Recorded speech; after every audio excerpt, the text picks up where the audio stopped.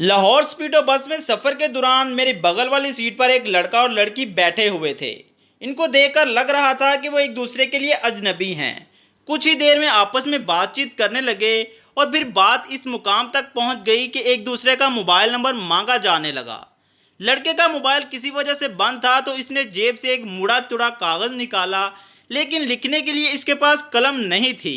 बाजू वाली सीट पर बैठा मेरा सारा ध्यान इन्हीं दोनों पर था, इसलिए मैं समझ गया कि लड़की का मोबाइल नंबर लिखने के लिए लड़के को कलम की ज़रूरत है। इसने बड़ी उम्मीद से मेरी तरफ देखा, क्योंकि इसने मेरी कमीज़ के सामने वाली जेब में कलम देख लिया था।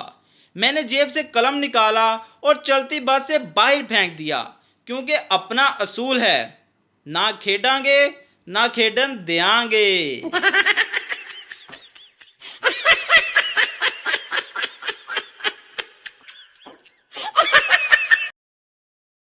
इलेक्शन होने वाले थे। उम्मीदवार घर घर जाकर वोट मांग रहे थे। एक उम्मीदवार ने एक दरवाजे पर दस्तक दी तो एक छोटी सी बच्ची ने दरवाज़ा खोला। उम्मीदवार: हेलो गुड़िया, तुम्हारे अब्बू पीपल पार्टी में हैं या मुस्लिम लीग नून में? बच्ची मासूमियत से: जी, वो बाथरूम में हैं।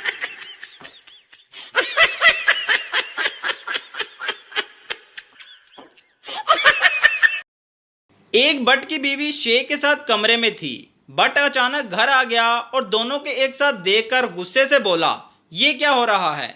बीवी बोली, भट्ट साहब, शेख साहब आपके लिए 3 प्लेट कोरमा लाए हैं और मैं इनसे नान के पैसे ले रही हूँ।